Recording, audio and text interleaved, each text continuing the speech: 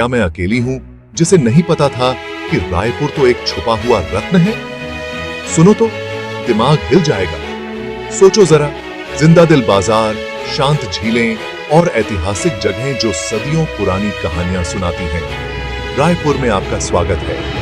शानदार महंत घासीदास स्मारक संग्रहालय, जहां हर चीज इतिहास की गवाही देती है, से लेकर खूबसूरत विवेकानंद सरोवर जो शाम की सैर के लिए एकदम परफेक्ट है।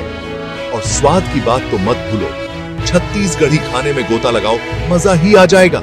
चाहे आप इतिहास के शौकीन हो, प्रकृति को पसंद करते हो या खाने के दीवाने हो, रायपुर में सबके लिए कुछ न कुछ है। कभी नंदन वन, चिड़ियाघर और सफारी के बारे में सुना है? जानवरों से प्यार करने वालों के लिए तो ये जगह जरूर देखने लायक है। तो अपना बैग पैक करो, कैमरा साथ ले लो और रायपुर के इस अनोखे मिश्रण को देखने के लिए तैयार हो जाओ, जहां पुरानी दुनिया का जादू और नए जमाने की ऊर्जा साथ साथ चलती है। रोमांच आपका इंतजार कर रहा है। अगली बार तक सुरक्षित यात्रा करें और जिज्ञासु बने रहें।